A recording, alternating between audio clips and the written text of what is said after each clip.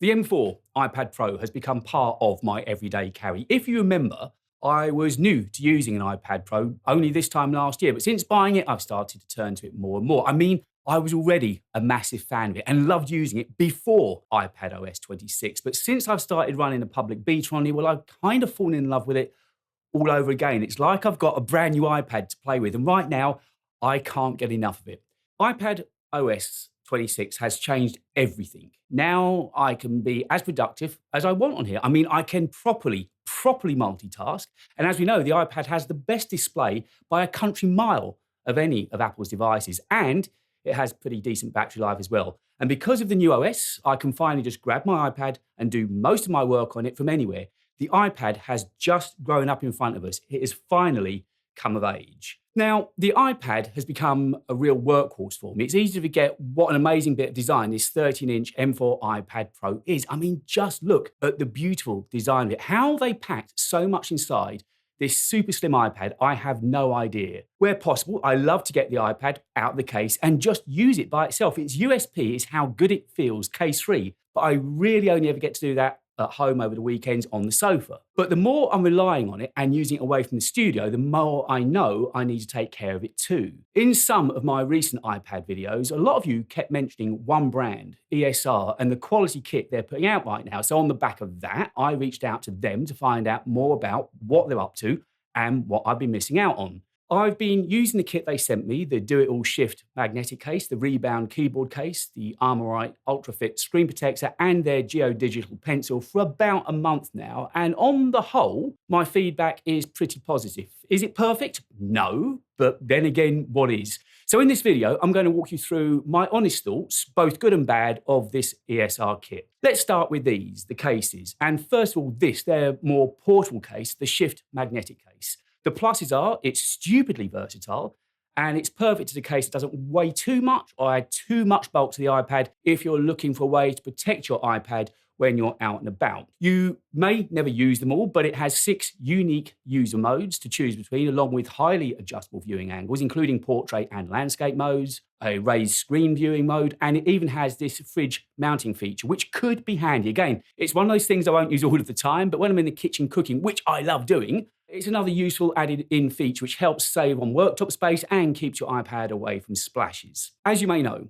I'm a writer, so the fact they've thought of creatives like me with 3 angles using this little kickstand on the back is a win and beats the original Apple cases. I guess it would also be good if you're an illustrator or an artist as well. The lower angle is way more comfortable to work on for long periods of time, and it's just easier on the shoulders and on the wrists at that lower angle. Just so you know, in total, I think there are 9 angles, all of which feel pretty strong because of these 6 magnetic grooves that they lock into. I'd imagine however you use your iPad, one of these angles will work for you. One of the design elements I do like is this detachable magnetic lightweight back case. When your iPad is just sitting in the back case, it's more like a skin. So it shows off that slim design I was talking about earlier. It's a proper tight fit to get in there though. If anything, it's almost too tight. It's a bit of a struggle to get your iPad in there, but the flip side is, I guess, once it's in there, it's not going anywhere. And as these iPads are so damn expensive these days, that's no bad thing. In the back case, it's kind of the best of both worlds. Your iPad still has that slim feel to it, but it's protected all around apart from the display, and I'll be talking about that later.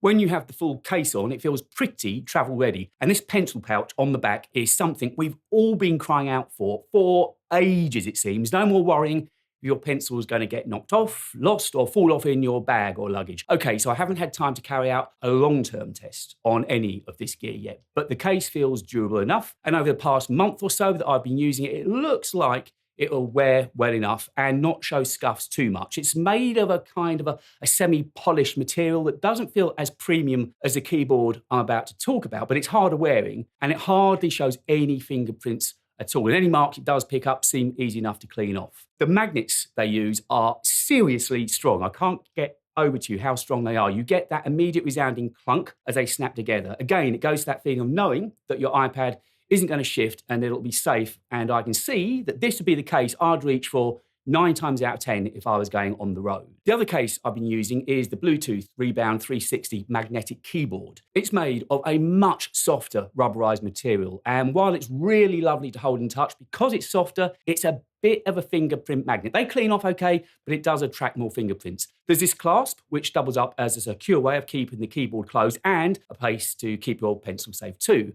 Again, very similar to the other case we just looked at. The keyboard has a detachable back case too, which means that even on days when you want to take the full keyboard out with you for work, you're not necessarily stuck with it all day long. You could always leave the keyboard to one side and just carry the iPad around, but still know it's protected on all edges. On the keyboard itself, the keys are backlit, as you'd probably expect, but they can cycle between 7 colors, which is nice. And you can do that by just pressing this button. And you can also set the brightness to 3 different settings, or even turn it off altogether if you wanted to. The trackpad is accurate, and again, has that soft rubberized feel to it. It feels lovely. There's an audible click to it with decent haptic feedback, but I'd like it if it were a little bigger. Although it's good to use, it feels a little cramped to me. The keys have that same tactile feel to them, and they're comfortable to use and have decent travel to them. So if you're a typist, I think you'd enjoy working on this keyboard. It paired easily enough with my iPad, and there's even a power button so that you can save power and turn the whole thing off. Although with a 500 milliamp hour battery, I don't think the battery life will be a problem. The blurb tells me the keyboard has a 1-year standby or 3 months of battery life under the right conditions. That power button though, it's a bit fiddly to get to when your iPad is set to any kind of angle. If they made that chin just a little bit deeper, I think that would help get around that problem. Again, as before, the magnets are strong. And in that typical ESR way, you can have your iPad in either landscape or portrait and the raised screen mode. One small thing I've mentioned to the team is that I'd like to see them supply a USB-C to USB-C cable rather than the Type A cable that shipped with mine. We're all trying to move away from USB-A to a single cable ecosystem, so hopefully that'll be an easy fix and something they'll listen to. The keyboard also supports both USB-C, Apple Pencil and the Pencil Pro if you've already got those. You can get the Rebound magnetic keyboard case for both the 11 and 13-inch M4 iPad Pros and both sizes of the 2024 models of the iPad Air as well. So as long as you're running iPad OS 14.5 or later, I think it is, you're good to go. Now, I've also tried out their Armorite Screen Protector. When you open the box, you're in for a bit of a surprise. First of all, you'll notice you get a pair of protectors. So you have a spare, which is a nice touch, but also they have this nifty application frame that's part of the box, which helps make applying the screen protector pretty straightforward. Again, it's not foolproof, but it does a pretty decent job. To put your screen protector on, turn your iPad off and position it in the frame. Clean and dry it using the cloths they supply, and then use this little sticky pad to pick off any dust. Using these locating pins, position the screen protector in place, remove the back film, and then just flip it over onto your iPad using the locating pin at the other end. Then all you have to do is kind of press this vacuum button and run your finger down it, and it does the job for you. Now, I managed to get mine on first time with no dust specks at all, and it only had a couple of minor bubbles I think will smooth out over the next couple of days. The finish, if you're wondering, it's glossy, not matte, and the fit is perfect, but it feels really premium when it's on the iPad. And it doesn't seem to take away any of the decent display that I've got on here as well with that tandem OLED display. Again, I haven't used it long enough to tell you how it stands up over time, but so far so good. Once it's on, it's built to do its job, and apparently it's designed to withstand up to 110 pounds of force and will protect your iPad from a 4-foot drop. And it's been developed to exceed a 10,000 times scratch test too. Lastly, this is the ESR Geo Digital Pencil, which has caused me a few issues. Initially, it was easy enough to pair with my iPad Pro, but I had a couple of problems. Whilst the shortcuts worked fine out of the box, single tap for home screen and double tap for the multitask view, the pencil itself wouldn't work on my iPad Pro. It worked perfectly on my iPad mini, but it wouldn't work as a stylus on the iPad Pro. So I unpaired it, I removed it, rebooted the iPad. I tried everything, but still no joy. Then I tried removing the Apple Pencil Pro, and it worked. But the odd thing is, I've had none of these issues with the iPad mini. I can have both pencils connected on there at the same time, which is really odd.